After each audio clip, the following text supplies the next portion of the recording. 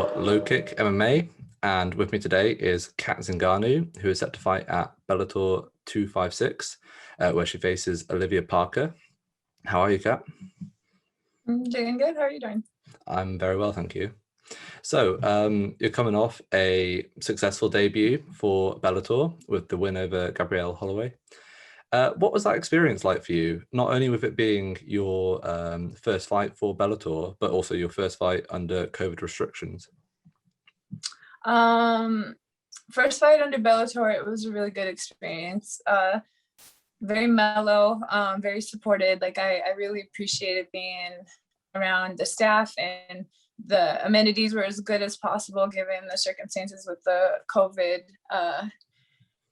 And yeah, the experience was weird. You know, I training for it was totally a modification that I wasn't used to. I can be very, very particular with how my training camps go. So to have that be so different, and it was really good for me out of my comfort zone, and still getting out there and getting the win, even though everything was crazy, and watching other people make it work as well. You know, we were all going through the same thing, and to see it just figure its way out was really cool.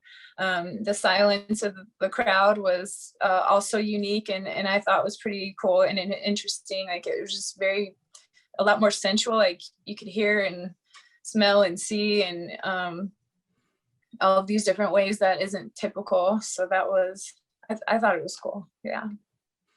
And then what were your major takeaways from the actual fight itself? I felt very good. You know, I felt strong. I felt fast. I had a lot of energy. I left with, you know, some positions that I needed to work on, and some things with my takedowns that I need to work on. Sometimes I can get a little bit greedy and fast with some decisions, and that got me in some trouble at a certain point in the third round. And you know, hats off to her. She capitalized on it as best as she could. But you know, I ended up spending a lot of time working on fixing the places that I make mistakes this camp, and look forward to walking in with that new knowledge. Okay, yeah, so that leads on to my next question. How's this training camp been for your upcoming fight? It's been really good. Tricky because there's been 3 different opponents, you know, so 3 different styles, 3 different people to try to get ready for, but you know, kept going and kept just training and trying to improve me, just period, you know, so it's not based off of anyone else, and just to keep going. And yeah, I feel good, believe in myself. I've had a lot of really strong days, and some really incredible training partners that push me and that I've been able to gauge myself off of. So yeah, I feel really good.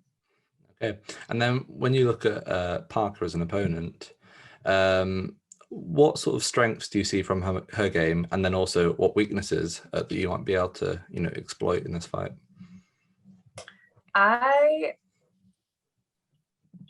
I'm just gonna fight, you know, and I expect that she's gonna fight, and we both want it, and that's really all I got to say about it. You know, I don't focus much on all of that part. I just show up to do my best, and I don't show up to lose. Okay, can I get a prediction at all? Prediction? I would love to have a finish. I would love it. It's really what I want to see. And then, not to look past her at all, but where do you think a win in this fight leaves you within the Bellator division? Well, the goal my entire career is always to end up fighting the best at the top, you know, and a run for the gold. And right now that's Cyborg. She's got the belt, and she's ranked '1, and she's got that going. So, you know, I'm continuing those goals. I'm going after her, but none of that matters. Like that, it's completely not even a choice or an option right now, because what I have to focus on is the task at hand, and to walk towards that task minute by minute, and whatever happens from that will dictate what gets to happen next. But nothing happens next without handling what I have right now. Okay.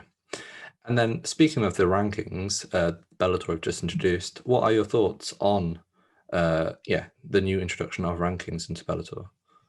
I'm not sure how they got their rankings or who they talked to or whatever, but you know, for whatever reason, that's what's right for the moment. And if they're basing it off of the fact that I've had a, you know, just a debut fight, and I understand. I don't really know how it all works. And I know the division is very deep. There's a lot of really good 145ers here. And I mean, there's a lot of really good women in Bellator period. So, and even a lot of them, I don't even know of everybody yet because I'm so new here, and I'm still getting used to tuning in and watching things as I can, even as the newcomer, because a lot of times I don't watch fights when I'm getting ready for my own, just so I can give my brain the break from the adrenaline that goes into watching these things, because it's very exciting. So yeah, there's a lot of girls and they're all really good, and you know, I'll end up where I'm supposed to end up. That's all that matters. You say you haven't watched too many fights in Bellator. Were you aware of Parker as a potential opponent before the fight was booked? I mean, I'll fix that and say I don't watch very many fights, period. So that's Okay. that's UFC, that's Bellator, that's boxing, that's anything. You know, there's a lot of adrenaline that goes into those, that are things that I need to keep from myself. So, but I do, yeah, I have heard of her, I have seen her, and you know, I definitely know that she's a dangerous opponent, as is everybody out here. So, you know, I'm taking it very seriously and doing everything I need to do to get ready. If you look at yourself and her, and comparing like a record as well as the caliber of opponent faced, I think it would be fair to say that you faced a significantly higher level of opponent and more opponents professionally. Do you think that experience edge will give you an advantage in this fight?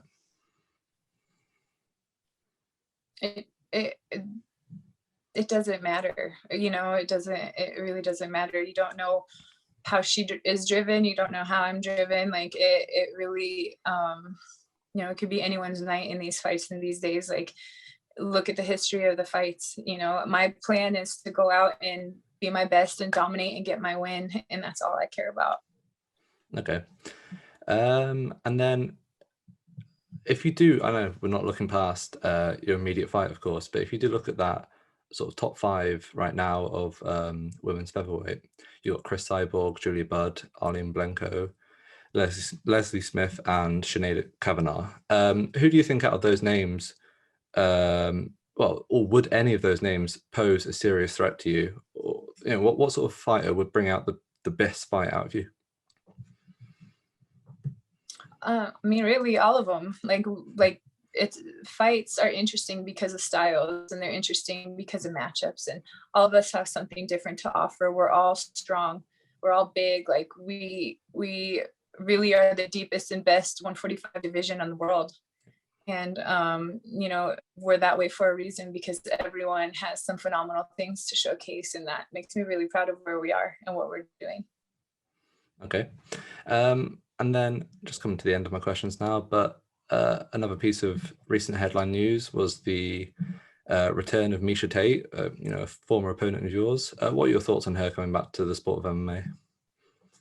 A couple of years ago, I had been asked to do a super fight jiu-jitsu match against her for ONE FC. And either they asked me right before I was supposed to go into a surgery, or if I had just gotten out of a surgery, so I wasn't able to do it. But my point is that I knew that she's been itching for competition. Like, I know that she's been wanting to get out there and get her hands dirty again. And, you know, it's crazy because kids can motivate you to want to get into a fight camp and just like do something intense and different, you know, and come home and all of that. So I think I'm not surprised. You know, she's still a good age to be doing all of this. You know, she's got a lot of years left in her if that's what she does want to do. And yeah, at one point I do know that she said that the only fight that she would come back into the fight game for would be against me. And maybe they let us borrow her for the weekend. Maybe they borrow me for the weekend. You know, that would be a cool fight to see happen, as well as, you know, a rematch with Nunes. But we'll see. Right now, none of that's in the works, but I definitely think it could be if you asked me. 100%. And then just to finish off, she's facing Marion Reneau, another former opponent of yours. How do you see that fight playing out? It's interesting because of all three of those girls, because I know that fight is for a title contention against Amanda. Of all three of those girls, Marion's the only one that I didn't finish, and I think I had her in worse positions for longer in the fights, but she's extremely tough, and she has good hands. This last fight that she had, she looked phenomenal, so she's definitely a threat, especially for somebody that's, been doing other things and not training and not getting ready for a fight for, the last 4 or 5 years or however long Miesha's been out. So I think it'll be interesting. Marion has got a lot of grit and she's very technical and, she brings it. So we'll see. I'll definitely be interested in that fight. Okay, well, that's all I have for you today. Thank you for coming on. I'll give you the final word. If there's any sponsors you'd like to give a shout out to, and let people know where to find you on social media. I am Kat Zingano, Alpha Kat Zingano on Instagram, Facebook, and Twitter.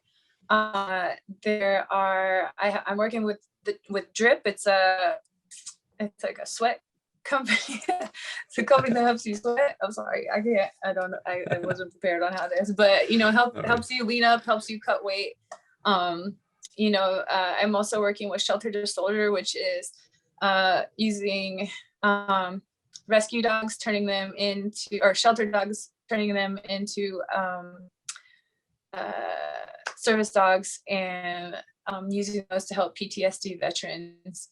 Also working with a company called bold.org, which is a scholarship company that's trying to get rid of student debt.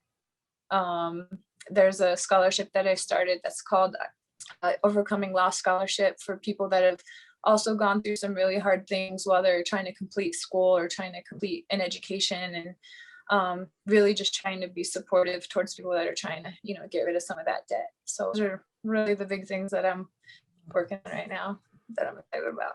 That's great. Well, like I say, thank you so much for coming on, and best of luck in your upcoming fight. All right, thank you.